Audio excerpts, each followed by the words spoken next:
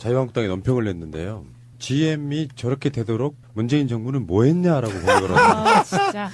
씨발 IMF 때문에 시작된 거라니까. 그리고 그 대부분의 기간은 이명박근혜 기간 동안이었죠. 네. 화가 나서 죽겠어요. 지금 제가 화가 부글부글 끓는데 욕은 못하고 정말 화가 머리 끝까지 지금 올라와 있어요.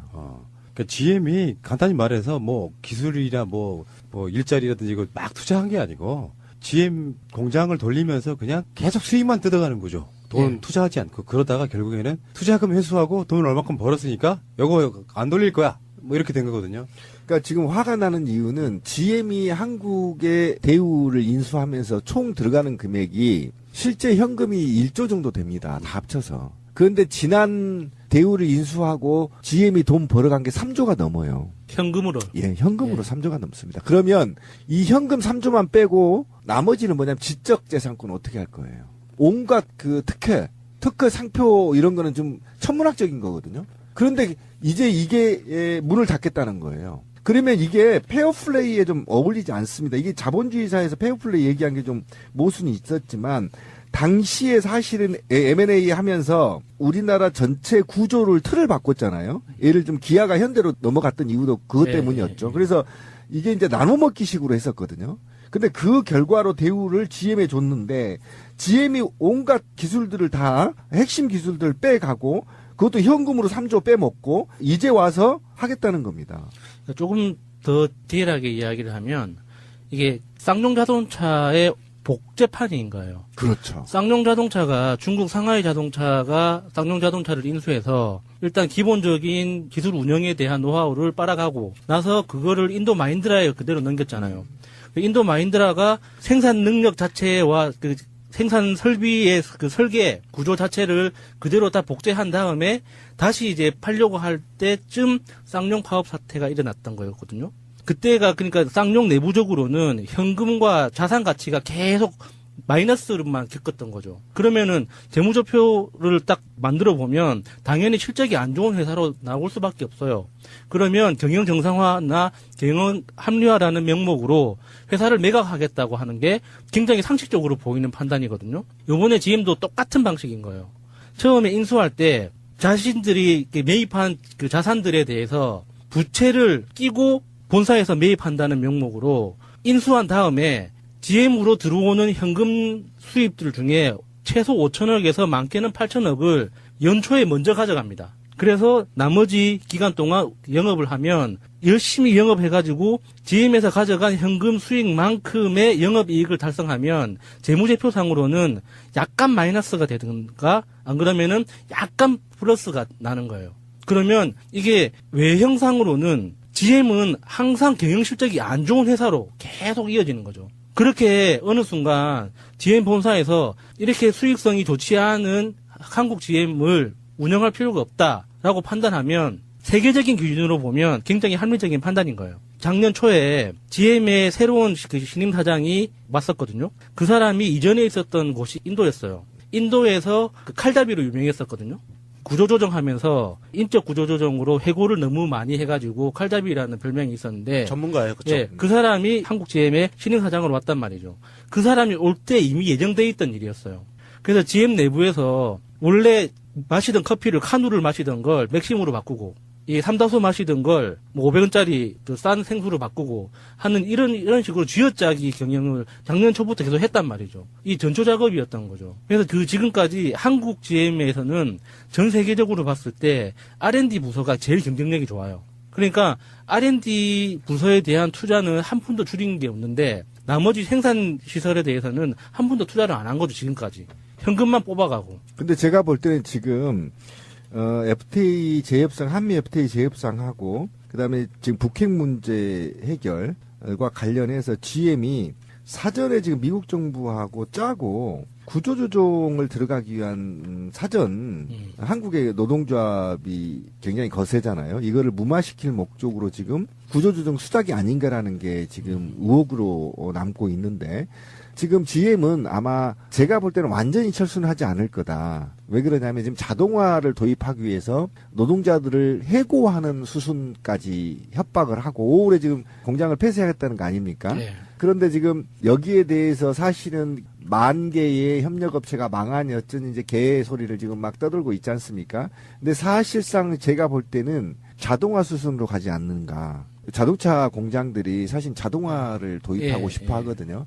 그래서 이게 사실은 그쪽으로 가서 이것마저도 한국 정부가 추가 비용을 요구하고 구조조정의 비용, 소요되는 비용들을 요구하고 그 비용으로 오히려 해고자들을 자르고 자동화로 정책을 전환하는 게 아닌가라는 의혹이 좀 남고 있고요.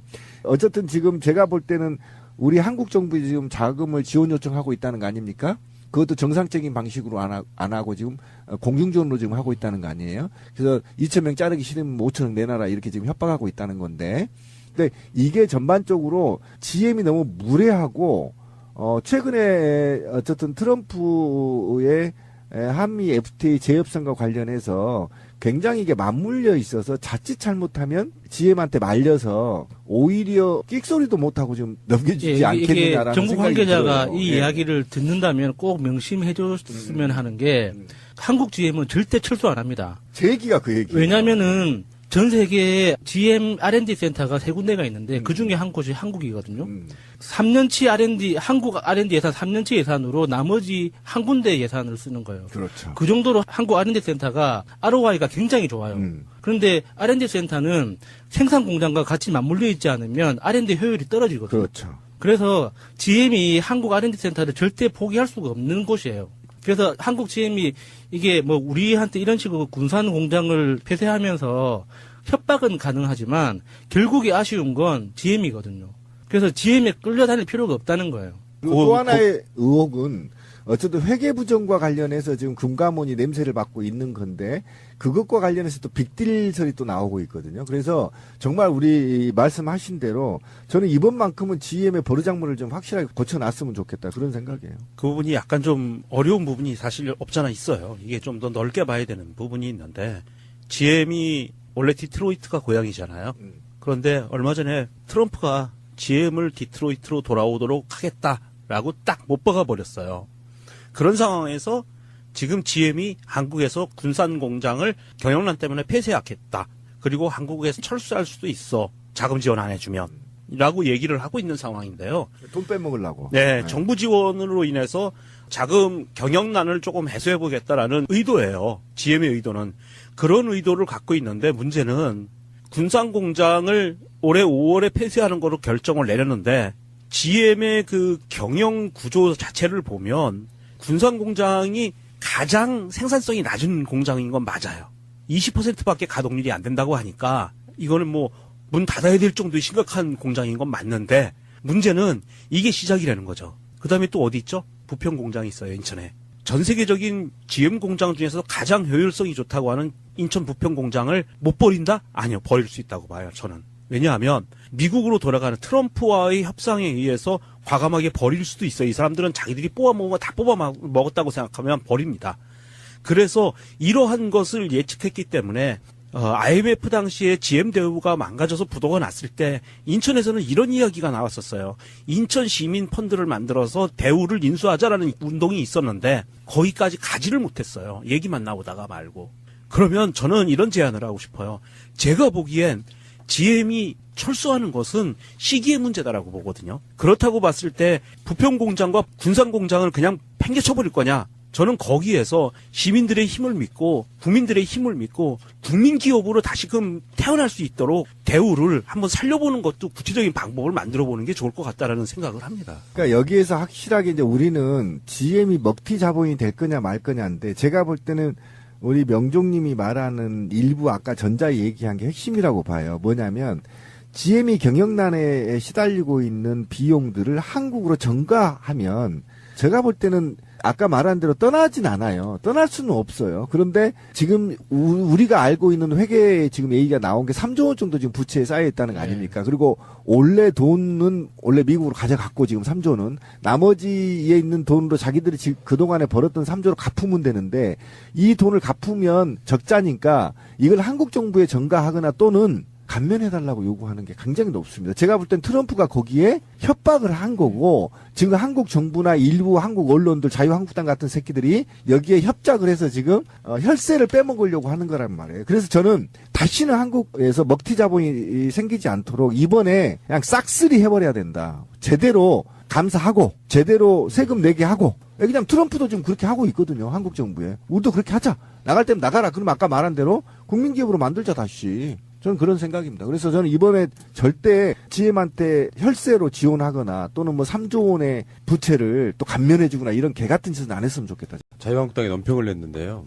GM이 저렇게 되도록 문재인 정부는 뭐 했냐라고 공격을 하고. 아, 진짜. 씨발 IMF 때문에 시작된 거라니까. 그리고 그 대부분의 기간은 이명박근혜 기간 동안이었죠. 네. 화가 나서 죽겠어요. 지금 제가 화가 부글부글 끓는데 욕은 못하고 정말 화가 머리 끝까지 지금 올라와 있어요. 그러니까 GM이 간단히 말해서 뭐 기술이나 뭐 일자리라든지 이거 막 투자한 게 아니고 GM 공장을 돌리면서 그냥 계속 수익만 뜯어가는 거죠. 돈 투자하지 않고 그러다가 결국에는 투자금 회수하고 돈을 얼마큼 벌었으니까 이거 안 돌릴 거야. 뭐 이렇게 된 거거든요. 그러니까 지금 화가 나는 이유는 GM이 한국의 대우를 인수하면서 총 들어가는 금액이 실제 현금이 1조 정도 됩니다. 다 합쳐서. 그런데 지난 대우를 인수하고 GM이 돈 벌어간 게 3조가 넘어요. 현금으로. 예, 현금으로 3조가 넘습니다. 그러면 이 현금 3조만 빼고 나머지는 뭐냐면 지적 재산권 어떻게 할 거예요? 온갖 그 특허 상표 이런 거는 좀 천문학적인 거거든요. 그런데 이제 이게 문을 닫겠다는 거예요. 그러면 이게 페어플레이에 좀 어울리지 않습니다. 이게 자본주의 사회에서 페어플레이 얘기한 게 좀 모순이 있었지만 당시에 사실은 M&A 하면서 우리나라 전체 구조를 틀을 바꿨잖아요. 예를 좀 기아가 현대로 넘어갔던 이유도 그것 때문이었죠. 그래서 이게 이제 나눠먹기식으로 했었거든요. 근데 그 결과로 대우를 GM에 줬는데 GM이 온갖 기술들을 다 핵심 기술들을 빼가고 그것도 현금으로 3조 빼먹고 이제 와서 하겠다는 겁니다.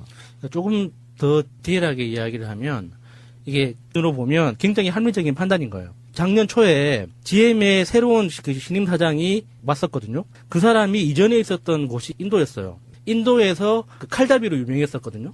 구조조정하면서 인적 구조조정으로 해고를 너무 많이 해가지고 칼잡이라는 별명이 있었는데 전문가예요, 그렇죠? 예, 그 사람이 한국 GM의 신임 사장으로 왔단 말이죠. 그 사람이 올 때 이미 예정돼 있던 일이었어요. 그래서 GM 내부에서 원래 마시던 커피를 카누를 마시던 걸 맥심으로 바꾸고 이 삼다수 마시던 걸 뭐 500원짜리 싼 생수로 바꾸고 하는 이런 식으로 쥐어짜기 경영을 작년 초부터 계속 했단 말이죠. 이 전초 작업이었던 거죠. 그래서 그 지금까지 한국 GM에서는 전 세계적으로 봤을 때 R&D 부서가 제일 경쟁력이 좋아요. 그러니까 R&D 부서에 대한 투자는 한 푼도 줄인 게 없는데 나머지 생산 시설에 대해서는 한 푼도 투자를 안 한 거죠, 지금까지. 현금만 뽑아가고. 근데 제가 볼 때는 지금 FTA 재협상, 한미 FTA 재협상하고 그다음에 지금 북핵 문제 해결과 관련해서 GM이 사전에 지금 미국 정부하고 짜고 구조조정을 들어가기 위한 사전 한국의 노동조합이 굉장히 거세잖아요. 이거를 무마시킬 목적으로 지금 구조조정 수작이 아닌가라는 게 지금 의혹으로 남고 있는데 지금 GM은 아마 제가 볼 때는 완전히 철수는 하지 않을 거다. 왜 그러냐면 지금 자동화를 도입하기 위해서 노동자들을 해고하는 수순까지 협박을 하고 5월에 지금 공장을 폐쇄하겠다는 거 아닙니까? 네. 그런데 지금 여기에 대해서 사실은 10,000개의 협력업체가 망하니 어쩐 이제 쌍용 자동차의 복제판인 거예요. 그렇죠. 쌍용 자동차가 중국 상하이 자동차가 쌍용 자동차를 인수해서 일단 기본적인 기술 운영에 대한 노하우를 빨아가고 나서 그거를 인도 마힌드라에 그대로 넘겼잖아요. 인도 마힌드라가 생산 능력 자체와 그 생산 설비의 그 설계 구조 자체를 그대로 다 복제한 다음에 다시 이제 팔려고 할 때쯤 쌍용 파업 사태가 일어났던 거였거든요.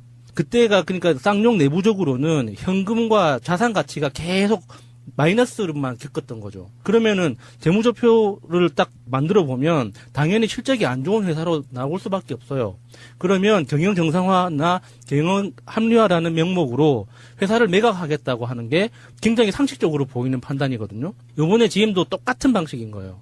처음에 인수할 때 자신들이 매입한 그 자산들에 대해서 부채를 끼고 본사에서 매입한다는 명목으로 인수한 다음에 GM으로 들어오는 현금 수입들 중에 최소 5천억에서 많게는 8천억을 연초에 먼저 가져갑니다. 그래서 나머지 기간 동안 영업을 하면 열심히 영업해가지고 GM에서 가져간 현금 수익만큼의 영업이익을 달성하면 재무제표상으로는 약간 마이너스가 되든가 안 그러면은 약간 플러스가 나는 거예요.